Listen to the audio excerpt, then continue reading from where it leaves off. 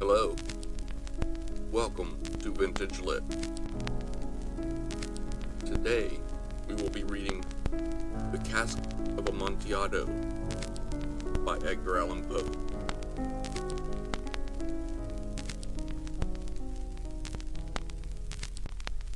The 1,000 injuries of Fortunato I had borne as I best could, but when he ventured upon insult, I vowed revenge.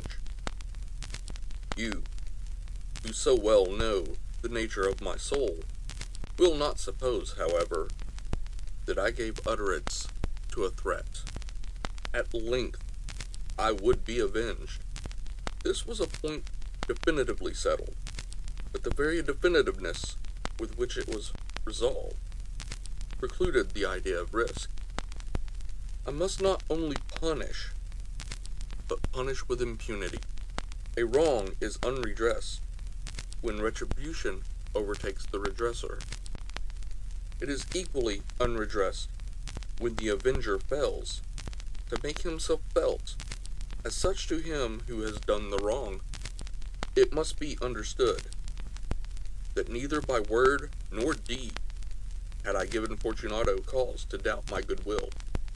I continued, as was my wont, to smile in his face, and he did not perceive that my smile now was at the thought of his immolation. He had a weak point, this Fortunato, although in other regards he was a man to be respected and even feared. He prided himself on his connoisseurship in wine. Few Italians have the true virtuoso spirit. For the most part, their enthusiasm is adopted to suit the time and opportunity to practice imposture upon the British and Austrian millionaires. In painting and gimmery, Fortunato, like his countrymen, was a quack. But in the matter of old wines, he was sincere. In this respect, I did not differ from him materially. I was skillful in the Italian vintages myself, and bought largely whenever I could. It was about dusk, one evening during the supreme madness of the carnival season, that I encountered my friend. He accosted me with excessive warmth, for he had been drinking much. The man wore motley. He had on a tight-fitting patchy-striped dress, and his head was surmounted by the conical cap and bells. I was so pleased to see him that I thought I should never have done wringing his hand. I said to him, "My dear Fortunato, you are luckily met. How remarkably well you are looking today. But I have received a pipe of what passes for Amontillado, and I have my doubts." "How?" said he. "Amontillado? A pipe? Impossible! And in the middle of the carnival!" "I have my doubts," I replied, "and I was silly enough to pay the full Amontillado price, without consulting you in the matter. You were not to be found, and I was fearful of losing the bargain." "Amontillado!" "I have my doubts." "Amontillado!" "And I must satisfy them." "Amontillado!" "As you are engaged, I am on my way to Lucchesi. If anyone has a critical turn, it is he. He will tell me, Lucchesi cannot tell Amontillado from sherry, and yet some fools will have it that his taste is a match for your own. Come, let's go." "Whither?" "To your vaults." "My friend, no. I will not impose upon your good nature. I perceive you have an engagement." "Lucchesi, I have no engagement. Come." "My friend, no. It is not the engagement, but the severe cold with which I perceive you are afflicted. The vaults are insufferably damp. They are encrusted with nitre. Let us go, nevertheless. The cold is merely nothing. Amontillado, you have been imposed upon. And as for Lucchesi, he cannot distinguish sherry from an Amontillado." Thus speaking, Fortunato possessed himself of my arm. Putting on a mask of black silk, and drawing a roquelier closely about my person, I suffered him to hurry me to my palazzo. There were no attendants at home.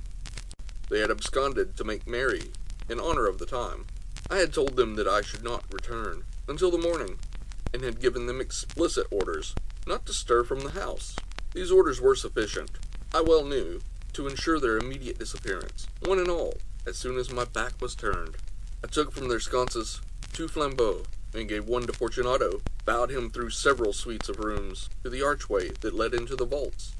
I passed down a long and winding staircase, requesting him to be cautious as he followed. We came at length to the foot of the descent, and stood together on the damp ground of the catacombs of the Montressors. The gait of my friend was unsteady, and the bells upon his cap jingled as he strode. "The pipe," said he.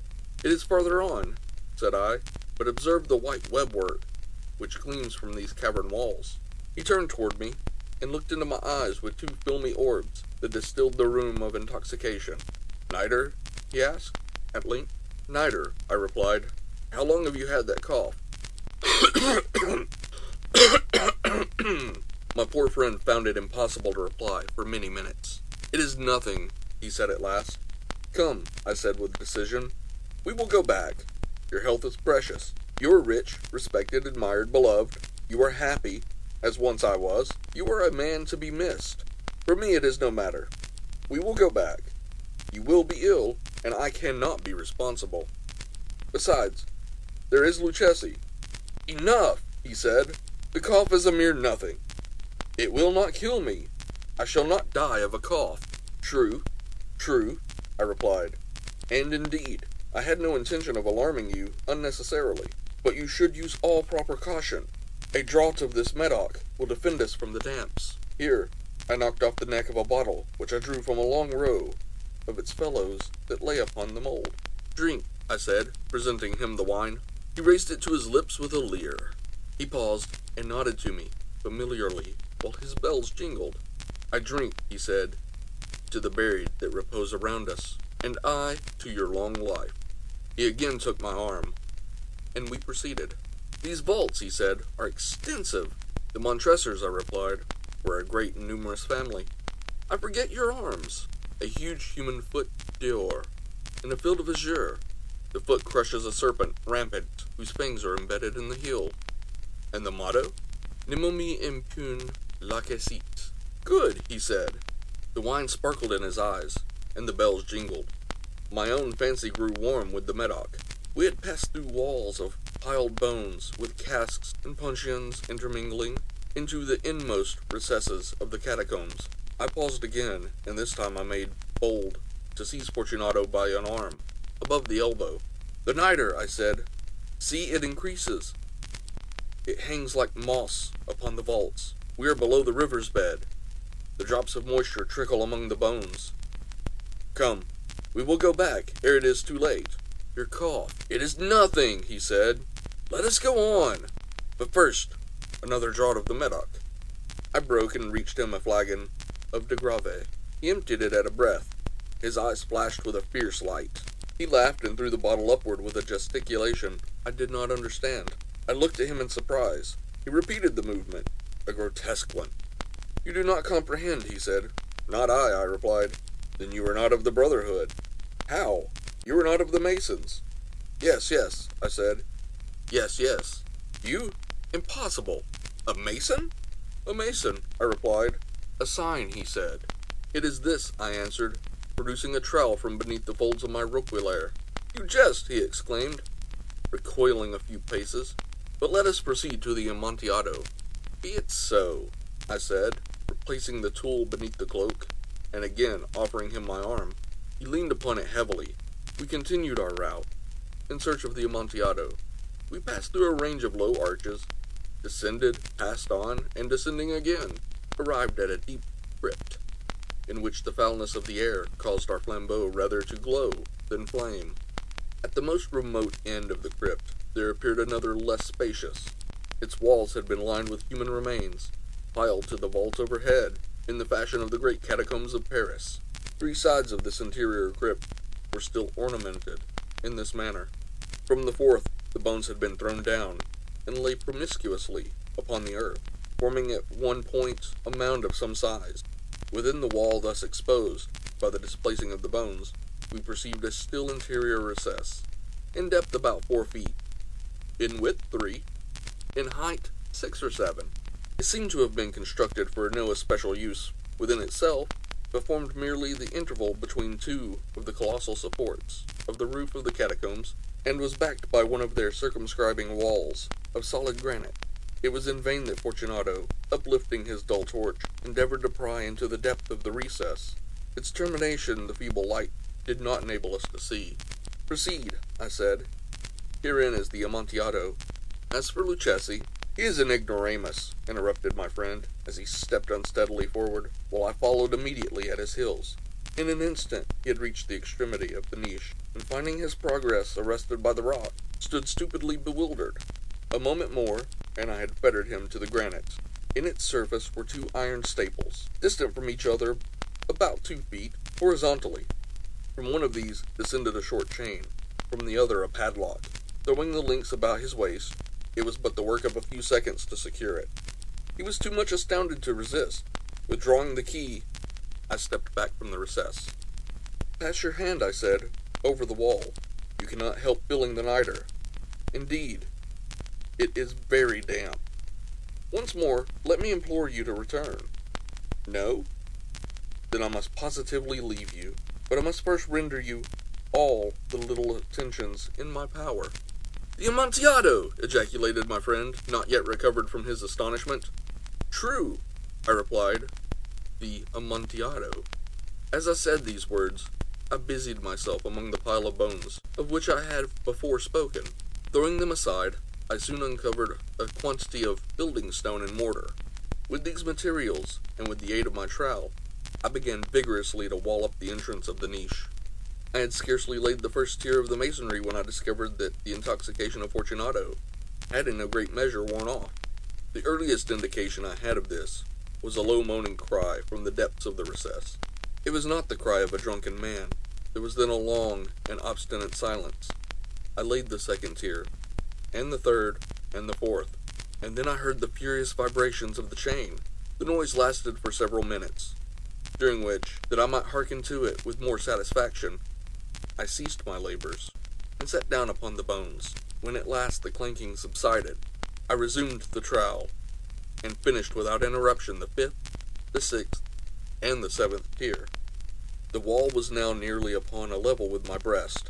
I again paused, and holding the flambeau over the masonwork, threw a few feeble rays upon the figure within. A succession of loud and shrill screams, bursting suddenly from the throat of the chained form, seemed to thrust me violently back. For a brief moment I hesitated. I trembled. Unsheathing my rapier, I began to grope with it about the recess, but the thought of an instant reassured me. I placed my hand upon the solid fabric of the catacombs, and felt satisfied. I re-approached the wall. I replied to the yells of him who clamored. I re-echoed. I aided. I surpassed them in volume and in strength. I did this, and the clamorer grew still. It was now midnight, and my task was drawing to a close. I had completed the 8th, the 9th, and the 10th tier. I had finished a portion of the last and the 11th. There remained but a single stone to be fitted and plastered in. I struggled with its weight. I placed it partially in its destined position, but now there came from out of the niche a low laugh that erected the hairs upon my head. It was succeeded by a sad voice, which I had difficulty in recognizing as that of the noble Fortunato. That voice said, "A very good joke indeed, an excellent jest. We will have many a rich laugh about this at the palazzo." Over our wine. "The Amontillado," I said. "Yes, the Amontillado. But is it not getting late? Will not they be awaiting us at the palazzo, the Lady Fortunato, and the rest? Let us be gone." "Yes," I said, "let us be gone." "For the love of God, Montressor!" "Yes," I said, "for the love of God." But to those words I hearkened in vain for a reply. I grew impatient. I called aloud, "Fortunato!" No answer.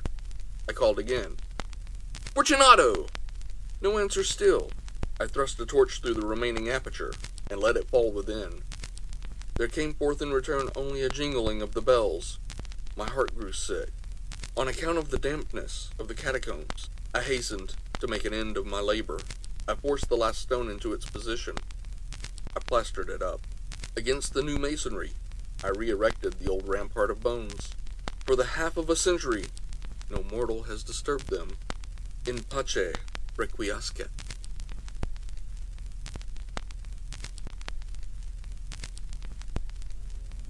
Thank you for joining me for this episode. If If you enjoyed that story, please leave a like on this video. If you would like to hear other stories like it, please subscribe to the channel.